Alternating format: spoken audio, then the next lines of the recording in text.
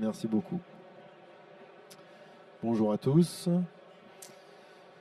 Merci d'être ici. Je vais vous parler effectivement, je vais aborder la problématique de l'OT qu'on considère du côté de Siblex être aujourd'hui un petit peu dans l'angle mort d'un certain nombre d'entreprises.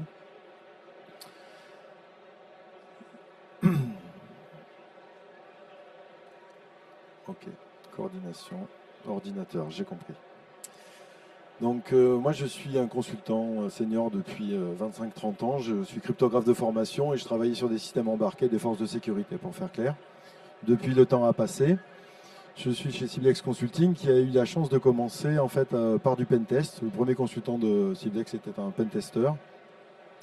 Aujourd'hui on a bien grandi, on fait de la gouvernance du risque et de la conformité et on fait beaucoup d'audits techniques. On est qualifié PASI comme vous pouvez le voir et on a la chance que plusieurs grands industriels nous font confiance depuis plus de 6-7 ans pour mener leur pentest OT partout dans le monde.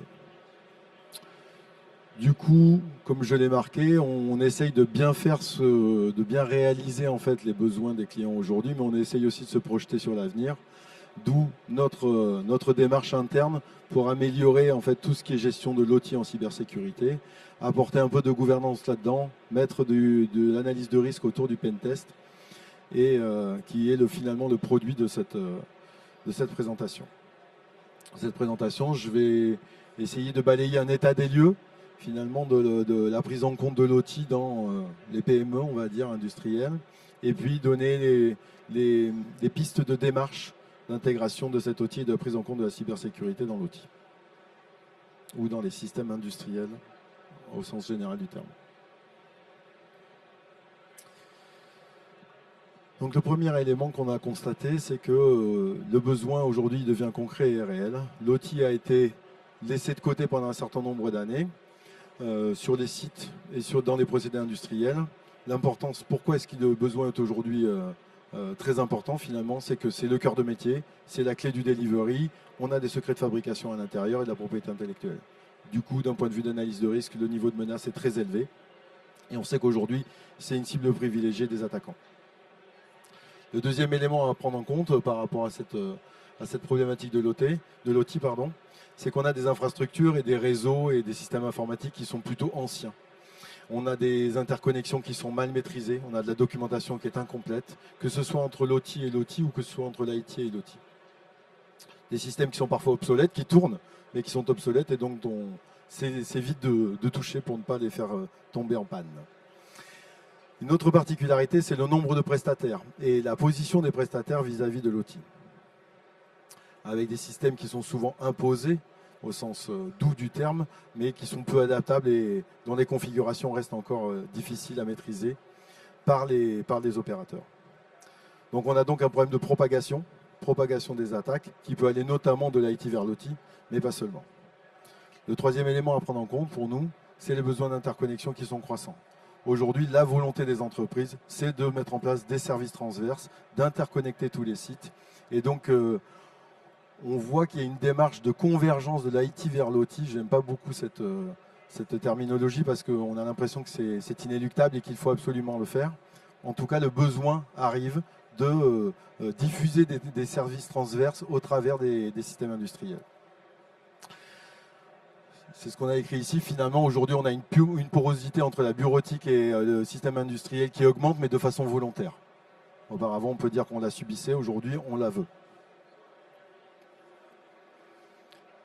Le deuxième élément, au-delà du fait que le besoin est réel aujourd'hui, c'est qu'on a en fait...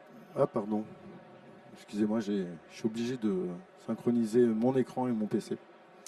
Donc, c'est qu'on a un niveau de maturité de la cybersécurité industrielle qui est bien en deçà de celui de l'IT.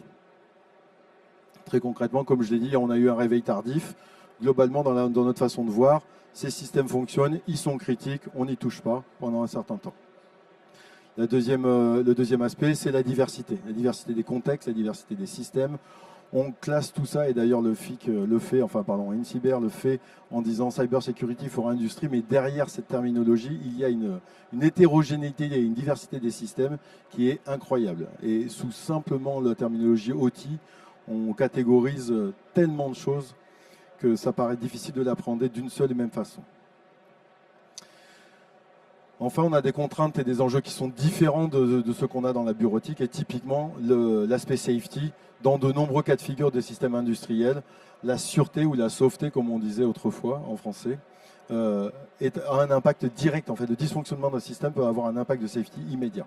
Ce n'est pas le cas de tous les systèmes industriels, comme j'ai dit auparavant. Quand on est dans une usine de panneaux solaires, typiquement, on risque pas beaucoup sa vie. Quand on est dans une fonderie de la métallurgie, on risque plus sa vie. Et enfin, bien entendu, des contraintes de dispo dans tous ces systèmes critiques, mais on l'avait déjà vu dans les systèmes embarqués qui ont été traités depuis.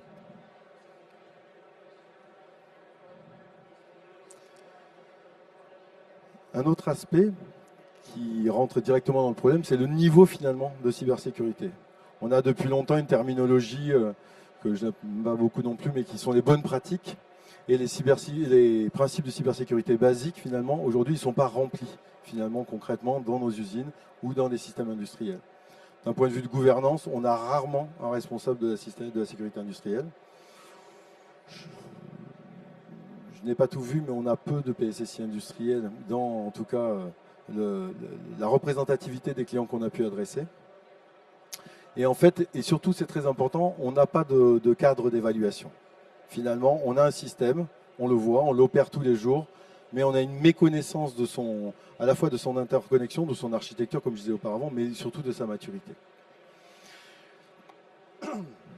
Et comme je l'ai dit auparavant, on a des tiers qui sont nombreux, qui sont spécialisés et qui de facto imposent des conditions qu'on est obligé de prendre en compte. Ça, c'est pour la partie gouvernance. La partie architecture et segmentation, je reviens dessus. Les interconnexions entre le réseau bureautique et le réseau industriel, souvent, sont mal connues. Je ne vais pas dire non identifiées, mais souvent sont mal connues. Combien de fois les pentesters de chez Cybdex ont fait lancer des scans sur le réseau IT et finalement ont découvert des capteurs, ont découvert des systèmes industriels qui n'avaient rien à faire là, en tout cas, dont la présence n'était pas connue par les commanditaires. On a mis une segmentation réseau insuffisante, je dirais la plupart du temps pas de segmentation réseau du tout. Et des protocoles de communication, comme vous le savez, qui sont très particuliers, sur lesquels on a peu de retour d'expérience par rapport à la sécurisation du protocole lui-même. En termes d'administration et d'exploitation, autant dans l'IT, même les lois nous amènent à des modèles avec des bastions, avec des systèmes d'administration spécifiques.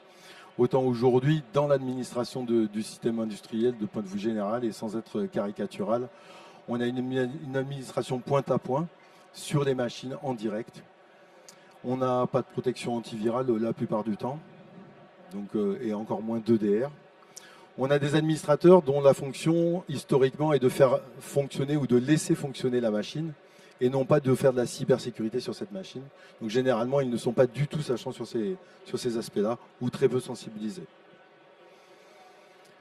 Enfin, on a, vous le savez, les contraintes opérationnelles, notamment de l'usine, puisque je réduis le système industriel à l'usine pour que ce soit plus facile à comprendre. C'est une opérationnalité 24 heures sur 24, des équipes qui tournent, des équipes qui changent. Donc on a la plupart du temps des comptes génériques sur à peu près toutes les machines, avec des logins, mots de passe, admin ou ce genre de choses. Ça paraît dérisoire, mais finalement c'est un constat et tout ça s'empile, comme je disais, dans l'état des lieux. Enfin, en termes de supervision, à l'heure où la supervision de l'IT est parfaitement maîtrisée, on a une diversité de produits et d'approches qui est représentée dans ce salon. Aujourd'hui, sur la supervision de systèmes industriels, on est plutôt à l'âge de pierre, je dirais.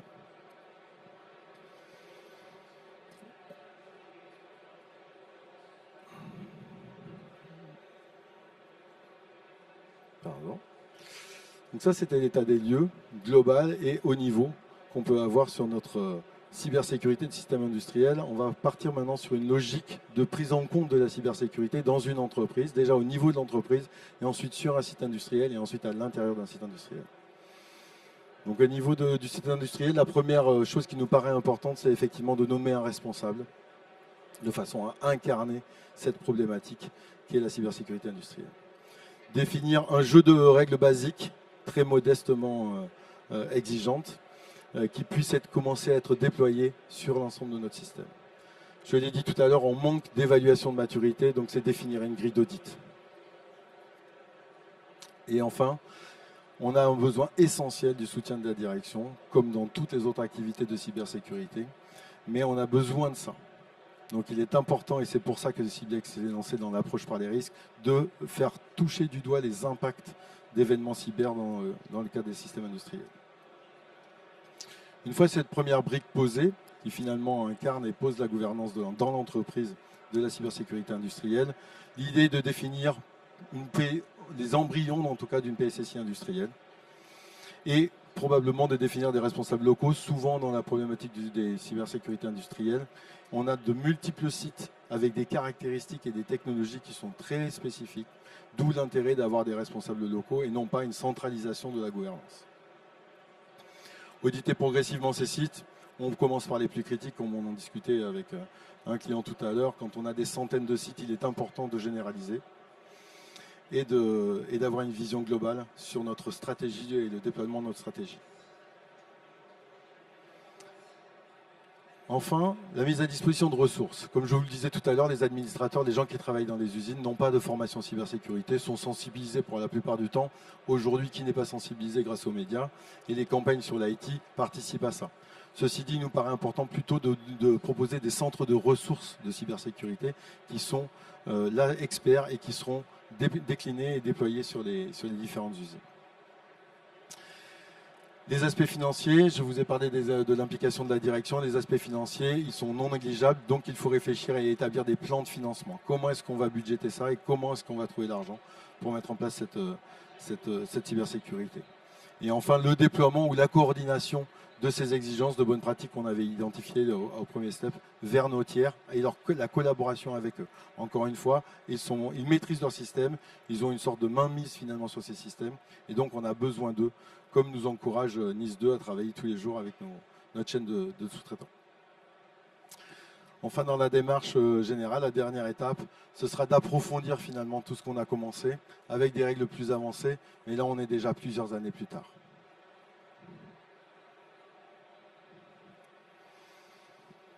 Une fois qu'on a vu au niveau de l'entreprise, on va essayer de passer sur un réseau, sur un site industriel et on va avoir tendance à distinguer le réseau bureautique et le réseau industriel. On va encourager le cloisonnement entre les deux et non pas encourager la convergence entre les deux, comme je disais. Définir des cartographies. Encore une fois, les cadres légaux actuels nous encouragent à chaque fois à définir des cartographies. On a besoin de ça encore plus dans le système industriel, compte tenu de notre méconnaissance. Supprimer le maximum d'interconnexions, toutes celles qui sont non nécessaires, je dirais, et les accès non nécessaires, encore une fois, doivent être supprimés de façon la plus pressée. Et en fait, définir, comme nous encourage le modèle Purdue, qui aujourd'hui est bien connu, à définir des points d'accès uniques à notre système industriel. On veut aussi vous encourager à définir des DMZ, mettre en place des DMZ entre votre IT et entre votre outil, avec des systèmes, des vrais DMZ, j'allais dire, avec deux firewalls, avec des logiques de rebond, qui finalement vont éviter cette propagation qui était mon deuxième point de l'état des lieux. Excusez-moi. La collecte de logs, on a parlé tout à l'heure de la supervision. La problématique aujourd'hui, elle est très maîtrisée. On aurait tendance à se dire finalement, je pourrais arriver à collecter mes logs et à l'envoyer dans mon SOC et il sera traité par tous les mécanismes que j'ai mis en place. La problématique est le traitement, l'interprétation de ces logs par des équipes IT qui n'en voient pas les conséquences. Donc on a plutôt tendance à encourager des systèmes de supervision spécifiques dans le système industriel. Enfin, une fois qu'on a mis en place cette DMZ qui nous permet déjà d'assurer une première barrière finalement, on va rentrer dans les problématiques d'administration et là, le cas échéant, développer des bastions et développer des systèmes d'administration spécifiques et séparés.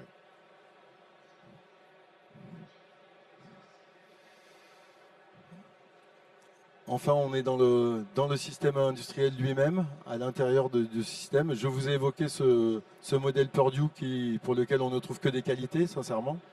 Je vous ai évoqué aussi, enfin je vous ai mis une petite image ainsi que sa source. L'idée, encore une fois, ça va être de cartographier et de mettre en place cette séparation entre les niveaux des capteurs qui sont les niveaux les plus bas sur lesquels on ne va pas avoir beaucoup d'actions, qu'on va continuer d'une certaine façon à isoler et à ne pas toucher. Et on va remonter vers les services d'administration et vers les niveaux applicatifs plus hauts. Il nous paraît aussi important de se focaliser en priorité sur tout ce qui est système industriel qui a des impacts safety, donc le fameux réseau de sûreté que vous avez dans l'étape 2, de façon à ce que tout ce qui est ça paraît du bon sens, mais tout ce qui pourrait avoir un impact sur la vie humaine soit maîtrisé en premier. Aujourd'hui, l'aéronautique a mis en œuvre une réglementation qui s'appelle Partie S, de façon à intégrer toute la conception, toute la production de ces systèmes, la safety qu'il veut dans son avion. Et enfin, dernière étape, quand on en sera là, ce sera bien, je dirais, arriver à une segmentation de l'ensemble du réseau industriel, une segmentation fine, si on le peut, de façon à avoir, par exemple, des VLAN dédiés par usage, comme vous l'avez dans le slide.